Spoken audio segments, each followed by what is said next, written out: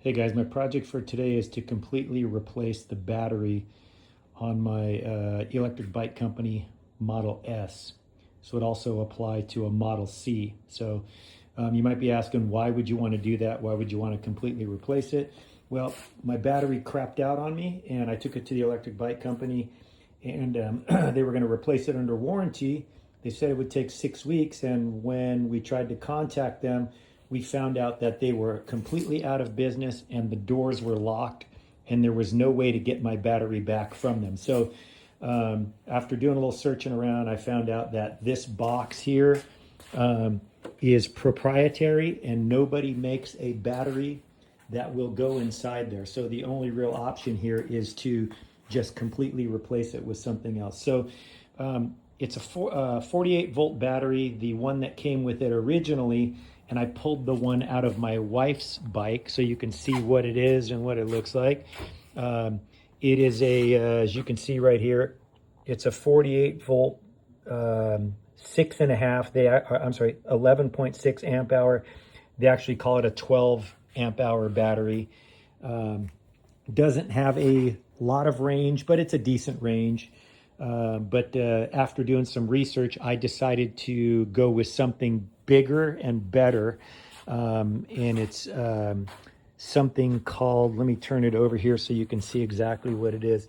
It's called a Bumblebee, and it's in a Shan case, I think is what that was. And the place I got it was from a company called FTH Power. They're here in Walnut, California. They can actually rebuild this battery if that's what you want to do. They could put brand new Samsung cells in it, and I think they said it would be about $560, which is a lot less than the right around $800 that the electric bike company was charging. But this battery here, I think was with tax and everything, came out to be just over $600. But this battery is also a 48 volt battery, but it's a 24.5 amp hour battery. So this one's actually going to give me double the range of this one. So, and again, I probably would have just had mine rebuilt if I had it, but because they went out of business, I don't have a battery. So my project for today is to put that battery right there on this bike. So let's start off. The first thing we're going to have to do is we're going to have to remove the battery box here, right here. So what I'm going to start off by doing is there are a few wire ties that are holding the cables on. These cables are just going to pull right apart. And then underneath here, there's 6 Allen screws. I think they're 4 millimeter. We're going to pull those out, and then we're going to open that thing up and see what it looks like on the inside. Okay, I'll get started on that. Okay, we've got the battery box off the bike. So now the next thing I want to do is we're going to open this thing up, and I'm pretty sure the electronic controller module is inside of this. So in order to open this thing up, there's 1, 2, 3, 4, and then another 4 on this side over here. 4 little screws that we're going to take out. So I'm going to do that. I'll be right back. Okay, we've got the battery box opened up, and this is the top half of it. And inside here, we've got the retractable cord for charging the bike. This connects here to the, this is the other portion of the charger that connects to the battery. And then this is our controller for the bike, the electronic controller. And then this right here is the alarm module right here. So let's see if we can, let's just start pulling things out of here. So we've got the electronic controller here. You can see the wires that go over here. These attach 2 of these right here to the alarm. I actually pulled that off when I opened this up previously. So it was connected on here originally. And then we've got these 2 wires, these 2 little small ones. These are data wires. This whole thing pops out here as well. That plugs into the original battery. You can see these two right here go to the charger for charging the battery. So what I'm going to do is I'm going to pull these apart so I can just so I can have everything separated out here. So I'll be right back. And these literally just pull, come right apart. Very easy to do. Okay, I've got everything pulled apart, and we have in the case, still in here, we've got these things here for charging the original battery in the case, which I'm not going to be, definitely not going to be using or needing. But I'm definitely going to use or need and use the controller. And just in case you want to know what it is, this is the model number on it. I was able to find one on Amazon that has all these same first numbers, but not the same second numbers. But it is also a 48 volt controller for a 750 watt motor, which is what this bike uses. And it looked like it had the same pin configuration for these which go to the bike. So if you ever need to replace that, just search around on Amazon. You probably be able to find that. But we're going to use this one because it's still good. The alarm module, I don't think I'm going to be putting this back on. It's not necessary. I never ever used it on my bike. You know, and it just makes that chirping noise when you turn it on and off, so it's not required, but not sure if I'm going to use that yet. So we'll just have to wait and see. All right, so here's what we're going to be putting back on the bike. We've got the new battery right here. We've got the electronic controller, and then we're going to need something to put this in. So I found this box on Amazon. It's just a little black plastic electrical box. The dimensions on it are, it's 6 1/4 long this way. It's 3.5 wide, and it is 2 3/8 tall. And it's just a good size for that electronic controller. We want to keep that thing dry, keep it protected. It would not fit the alarm module. They do have bigger size boxes, and I think they're about $8 or $9 on Amazon. So I'm going to set all this into the bike, and we'll see how it looks.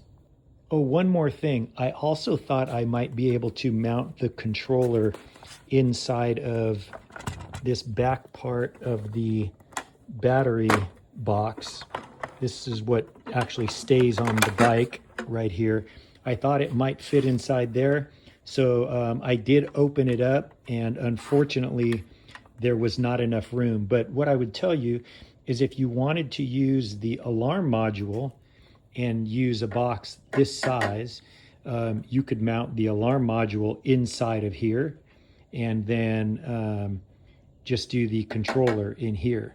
So again, just a thought if somebody is thinking about keeping that alarm module on there. So okay, I've got everything set in place, and you can see the battery fits in there real nicely. Actually looks pretty much like the stock one does. And then I've also got the box where I'm going to be mounting the electronic controller. I've got it sitting in here, not at the same level as this. I think I'm going to drop it down and maybe just zip tie it here. I'm not sure how I'm going to fasten it yet, but I want as much clearance between the bottom of the seat and this as possible. Now I've got a shock absorbing seat post in here, so this is as low as my seat goes. But if you don't have that, your seat could potentially go a whole lot lower, and you would not want it to hit here if that were the case. So keep that in mind when you decide where you're going to be mounting this. Like I said, ideally it would be much easier if I could just mount it at the exact same level, because I'm going to be using a piece of aluminum underneath here to mount everything to, and I'll show you why in just a minute. But you can see it doesn't give us a whole lot of clearance up here. So like I said, I think I'm going to be going with it down at this level, and I'll also have to check and see, make sure all my wires can reach everything when I get it going. So all right, I'm going to get started on this, and then I will be right back. Okay, so I've got the portion of the battery that stays on the bike sitting in the correct position, and shockingly, all of the holes or slots where you're going to mount this thing, they actually line up with the bars that are on the frame itself. So I don't need to use any additional piece of metal or anything. I just have to mark it all out and drill it. And what I'm going to be doing for this part is I'm going to take this cap off of this right here. I'm going to take the cap off of this. There's just 4 little screws that hold it on, so I can get to these right here and be able to mark it on this portion right here, because none of the screw holes match up or anything like that. But it's almost like it was almost made for it, but this should go on real easy. So let's get started on that. Okay, so I got my holes drilled. You can see these 2 here, these 2 here, and these 2 up here. And now we're going to go ahead and mount the base for the battery box. Okay, so I've got the base to the battery box mounted on there. And when I tried to slide the battery onto it, I ran into a little problem. So what's happening here is, if you can see on here, there's these raised portions right here. And what's happening is these pieces are hitting on the metal here. So this cannot be, this base, which I'm going to pull out and show you, this cannot be mounted on something flat. So you see when that slides in there, you can see how these things, they stick up above. So what we're going to have to do is we're going to have to put something underneath this, a spacer. You could probably use washers or something. I'm actually going to use this flat bar aluminum from Home Depot.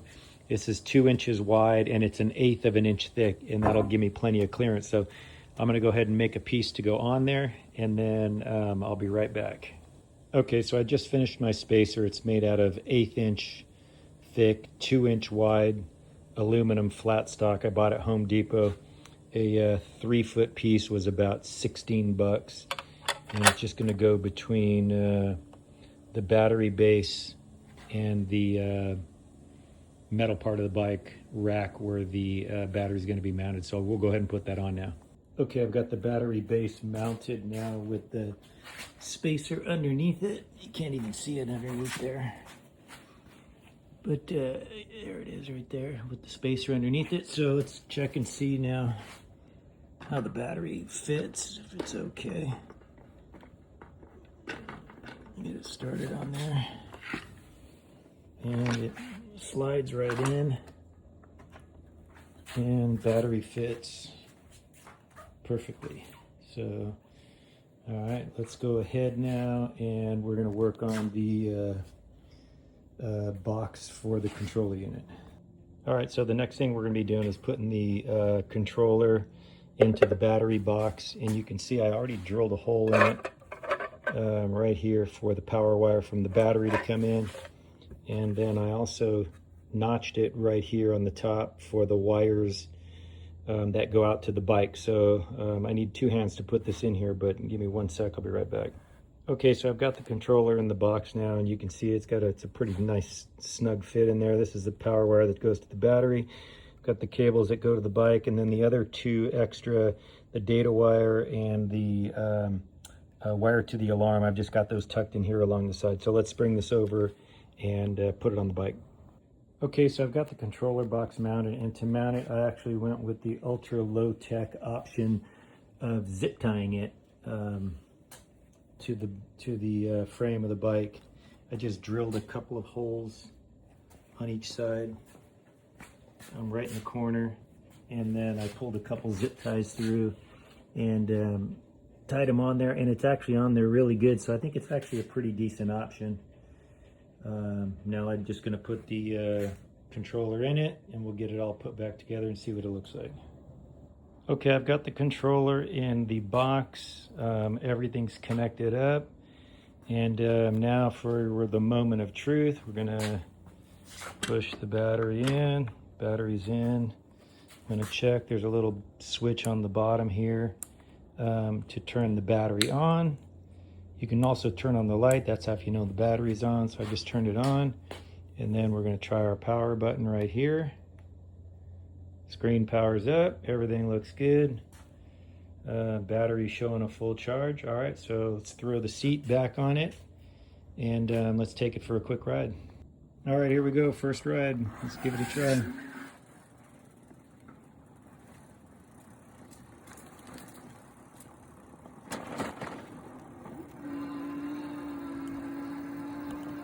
Everything seems to be working perfectly. Let me just shift it up a little bit.